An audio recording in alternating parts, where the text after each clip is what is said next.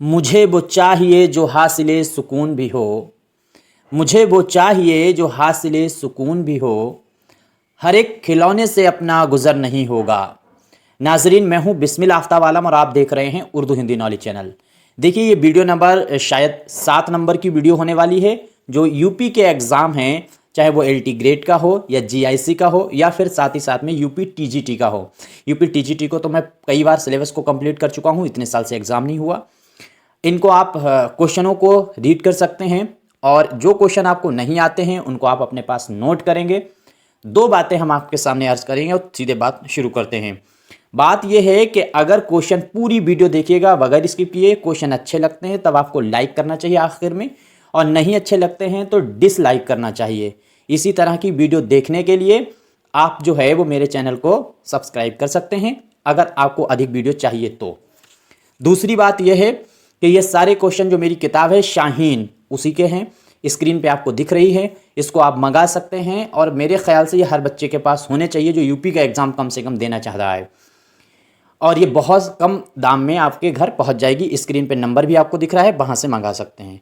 आइए अब हम लोग बात शुरू करेंगे और एक्सप्लेन करते हुए चलेंगे। पहला आज का सवाल है, सितंबर का चांद किसका लिखा हुआ नॉवेल है? आप सभी जवाब देते हुए चलेंगे और ज़्यादा से ज़्यादा चीज़ें हम आपके सामने रखने की कोशिश करेंगे। तो इसमें जिस बच्चे ने जवाब दिया होगा डी, उसका आंसर एकदम सही है। राशिदुल खैरी का नाम आपको याद रखना है। इन्हीं का लिखा हुआ सितंबर का चांद लिखा हुआ नॉवेल है जो आपको नहीं भूलना चाहिए। लखनऊ में ये पैदा हुए थे राशिदुल खैरी, इनका नाम आपको याद रखना है। 1868 में इनकी पैदाइश हुई और इंतकाल इनका 1936 में हुआ था। ये चीज़ आपको मालूम होनी चाहिए। उम्मीद करता हूँ ये सारी चीज़ें आपको पहले से भी मालूम भी होंगी। और इनका जो असल नाम था वो था मोहम्मद अब्दुल राशिद था। मोहम्मद अब्दुल राशिद इनका असल नाम था, लेकिन 1906 से इन्होंने राशिदुल खैरी जो है वो लिखना शुरू कर दिया था। ये बात आपको किसी भी कीमत पे नहीं भूलनी है। अच्छा, इनका ख़ानदान जो है वो दिल्ली का रहने वाला था, ये भी चीज़ आपको याद रखिए। और मैंने जो लखनऊ बताया वो गलत है, ये इनकी पैदाइश जो है वो लखनऊ में हुई थी। ये राशिदुल खैरी जो हैं वो लखनऊ में ही पैदा हुए थे। और जो मैंने आपको इनका तसनीफ़ बताई है, अच्छा दूसरी चीज़ एक बार इनके बारे में पहले भी मैं बता चुका था, वो आपको मालूम होना चाहिए कि जो डिप्टी नज़ीर अहमद हैं वो इनके फूफा लगते थे। राशिदुल खैरी ने सबसे पहले जो है वो लिखना शुरू किया था रिसाला मुखज़न में। ये भी आपको अगर याद रहता है तो वो भी आपको हर हाल में याद रहना चाहिए। अच्छा, दूसरी बात है, इनका जो असल मैदान है लिखने का राशिदुल खैरी का, वो ख़वातीन की जो है इस्लाह के लिए ही इन्होंने काम किया है, जैसे डिप्टी नज़ीर अहमद ने भी किया था। मुसब्बिर गम इनका लक़ब है, ये बात आपको मालूम ही होगी और मालूम होना भी चाहिए। अगर नहीं मालूम है तो फिर आपको इसको नोट कर लेना चाहिए। सुबह ज़िंदगी, शाम ज़िंदगी या शब ज़िंदगी, माह जो है अज्म, इनकी लिखे हुए नावल हैं जो आपको मालूम होने चाहिए। आमिना का लाल भी आपको मालूम होना चाहिए। सैयदा का लाल, आमिना का लाल कई बार पूछा जा चुका है। सैयदा का लाल भी इन्हीं का लिखा हुआ है। साथ साथ में दिल्ली की आखिरी बहार जो है वो भी इन्हीं का लिखा हुआ नावल था। कुछ एक दो नावल जो हैं और भी आपको याद रखना चाहिए, जैसे महबूबा खुदाबंद करके इनका लिखा हुआ नावल है, या उरूस करबला है, नौबत पंच है, ये भी इन्हीं के लिखे हुए नावल हैं। आपको नोट करना ज़रूर चाहिए या फिर बार बार वीडियो को आपको देखना पड़ेगा, पूरी प्ले लिस्ट को। और एक नावल जो मेरे ख्याल से बहुत बहुत इंपॉर्टेंट है, आपसे पूछा जा सकता है, वो है मनाजिल साहिरा, जो लिखा हुआ इनका नावल था, वो भी आपको याद रहना चाहिए। खैर, यहीं तक बात करेंगे। अगला सवाल देखिए, दर्ज झेल में से किस अदीब ने अदम ताउन की तहरीक के दौरान मुलाजिमत से इस्तीफ़ा दे दिया गया था? ये हिंदुस्तान को आज़ाद कराने के लिए जो तहरीकें चली उनमें इस्तीफ़ा देने वाले का नाम आपको मालूम होना चाहिए। तो अदम ताउन जो है उस तहरीक से मुतासिर होकर के इस्तीफ़ा देने का काम मुंशी प्रेमचंद ने किया था। गांधी जी से ये लोग मुतासिर थे और मुंशी प्रेमचंद की तमाम चीज़ें जो हैं वो मालूम ही हैं। तो इनके बारे में कोई इस तरह की चीज़ें नहीं हैं, बात नहीं करेंगे जो आपको दिमाग ख़राब करें। इनके बारे में सभी को मालूम है। दर्ज झेल में से वो कौन सा इस्लाही नावल है जिसमें शहर की ज़िंदगी के मसाइल को पेश किया गया है? अब वो आपको नावल पहचानना है जिसमें शहर की ज़िंदगी और उसके मसाइल जो ज़िंदगी के हैं उनको बयान किया गया है। उम्मीद करता हूँ सभी का आंसर सही होना चाहिए। देखिए, अभी मैंने बात की थी मुंशी प्रेमचंद का बारे में जान रहे थे। मुंशी प्रेमचंद का एक नावल है, वो है बाज़ार हुस्न।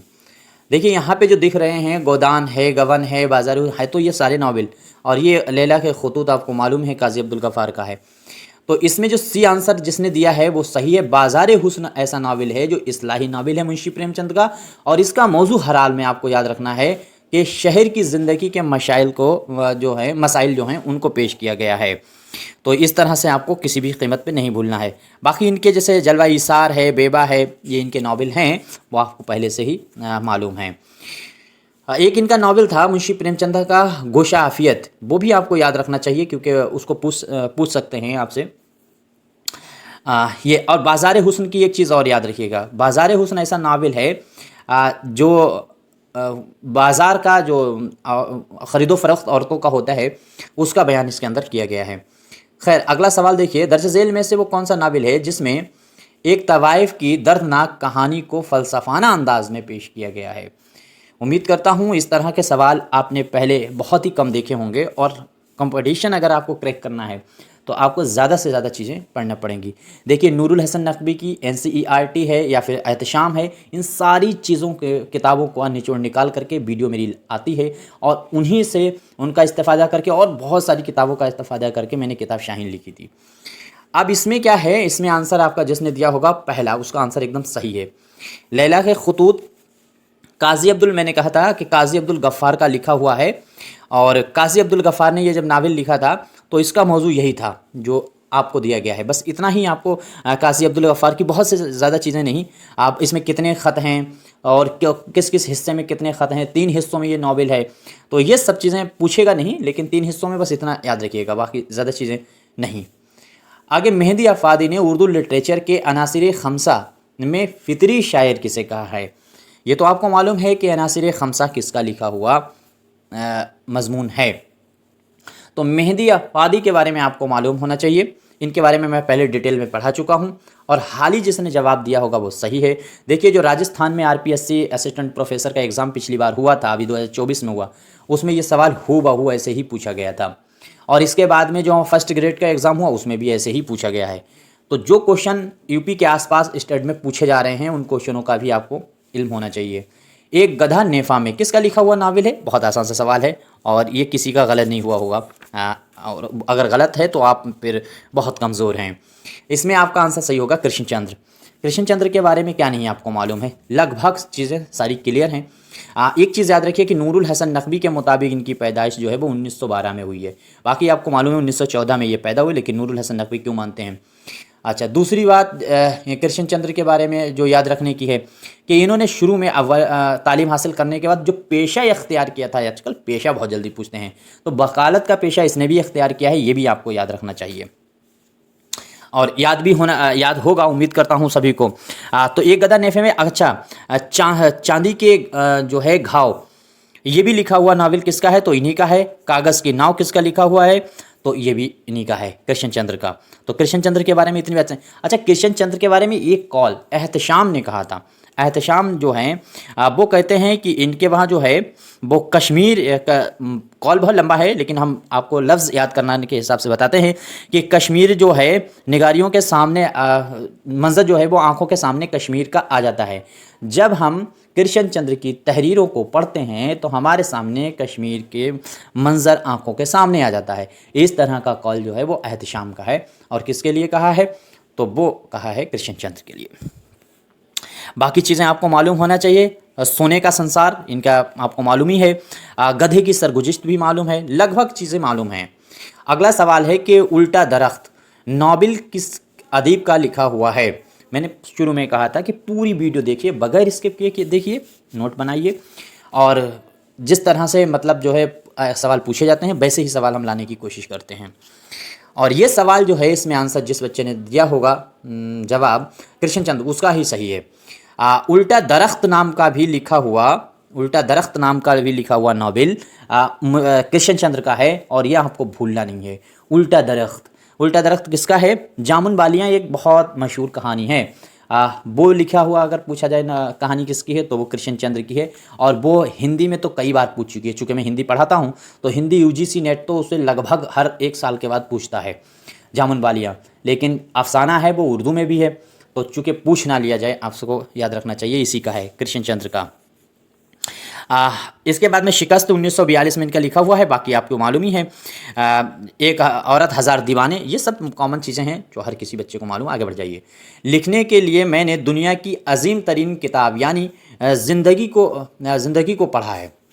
तो दुनिया की सबसे अजीम तरीन किताब ज़िंदगी को किसने बताया है और ये बात किसने कही है? उम्मीद करता हूँ सभी का आंसर सही हुआ होगा, और जिस बच्चे ने इसमें जवाब दिया है इस्मत, उसका आंसर बिल्कुल सही है। देखिए इस्मत के बारे में भी मोटी मोटी चीज़ें आपको मालूम हैं, जो चीज़ें नई हैं वो हम आपको बता देंगे, या ये मैं पढ़ाता हूँ अपने पास नोट्स जो हैं या फिर अपनी बुक है उसी से पढ़ाता हूँ। देखिए ये आपको मालूम है कि मुतवस्सित जो घराने, जो मुस्लिम घराने हैं, लड़के लड़कियों, उनकी ज़िंदगी की तरफ इन्होंने बात कही है, उनकी जो दबी हुई आवाज़ है उसको उठाने की बात की है। लेकिन इनके बारे में जो ख़ास बात याद रखने की है, तो नोबेल एक कतरा खून है। तो ये एक कतरा खून है, इसको आपको याद रखना है। आखिरी नावल है और इसमें करबला के वाक़यात को जो है वो बयान करने की कोशिश की गई है। करबला के बयानात हैं इसमें, वहाँ के मंज़र को बयान किया गया है। बाकी अगला सवाल देखिए, ये भी बहुत इंपॉर्टेंट क्वेश्चन है, आपको नोट कर लेना चाहिए। मेरा अपना ये मतलब मशवरा है कि बाबा हरिदास का लंगोट बोसीदा कपड़े का निकल आया था। ये जुमला जो है वो अपनी तसानीफ में किसने इस्तेमाल किया? देखिए खुदा का कानून अफजाइश नस्ल है, ये लगातार ऐसे जुमला पूछ लेते हैं किसने कहा है। गुंजलक मानी ना गुंजलक, इस तरीके के जुमले दे करके पूछ लेते हैं कि ये किसका है। तो इसी तरह से ये भी आपसे पूछा जा सकता है ये किसका है। तो उम्मीद करता हूँ सभी का आंसर सही हुआ होगा, और जिसने भी जवाब दिया होगा बी उसका सही है, यानी राजेंद्र सिंह बेदी। राजेंद्र सिंह बेदी का आपको हर हाल में याद रखना है। 1915 में पैदा हुए थे और इंतकाल तो आपको मालूम है कि 1984 में हुआ था। ऐसी छोटी छोटी चीज़ें हैं जो आप सभी को मालूम हैं, इसलिए आगे बढ़ते हैं। जो ख़ास चीज़ें हैं हम वहीं पे बात करेंगे। कुर्रतुल ऐन हैदर का पहला नावल मेरे भी सनम खाने आया है 1949 में। का मौजू क्या है? 1949 में इनका पहला नावल मेरे भी सनम खाने आया था। अब इसका मौजू आपको बताना है, तकसीम हिंद है, बंगाली फसादात है, तेलंगाना फसादात है, ये शऊर की रोह है। फटाफट जवाब दीजिए। देखिए ये पैदा कहाँ हुई, इंतकाल कहाँ हुआ, ये सारी बकवास चीज़ें हैं और आपको सबको मालूम है पहले से। हाँ एक चीज़ याद रखिएगा, इसके नावलों की, कुर्रतुल ऐन हैदर के नावलों की तरतीब जो है बहुत पूछते हैं। तो मेरे भी सनम खाने, शफीना गमे दिल, आग का दरिया, आखिरी शब के हम सफ़र, 4 याद रखिएगा। मेरे भी सनम खाने, शफीना गमे दिल, आग का दरिया, आखिरी शब के हम सफ़र। फिर गर्दिश रंगे चमन, चांदनी बेगम। इस तरह से आपको याद रखना पड़ेगा। इसमें जिस बच्चे ने जवाब दिया है फर्स्ट, यानी तकसीम हिंद जो है वो इनका मौजू है। मेरे भी सनम खाने के लिहाज से आप ये ना सोच लेना कि अगर नहीं मालूम है तो आप सोचे रोमानी होगा या फिर इश्किया होगा मौजू, अगर कहीं ऑप्शन में दे दें तो आपको याद रखना है ये तकसीम जो हिंद है, तकसीम हिंद उसका उसी से मुतालिक ये लिखा है, और मेरे भी सनम खाने इनका पहला ही नावल है। अच्छा दूसरी चीज़ इन्होंने दूसरा इनका एक और नावल सफ़ीना गमे दिल, ये भी मंजर आम पर आया है और इसका भी मौजू जो है वही है, तकसीम हिंद। इसके बाद अगला सवाल देखिए, कुर्रतुल ऐन हैदर का दर्ज झेल में से कौन सा नावल सवानाही है? अब वो नावल आपको बताना है जो सवानाही नावल है। उम्मीद करता हूँ सभी का आंसर सही हुआ होगा। देखिए इनके बारे में एक चीज़ और भी याद रखिए, इनके नावलेट में जैसे सीताहरण है, चाय के बाग है, दिलरुबा तो हर हाल में याद रहना चाहिए।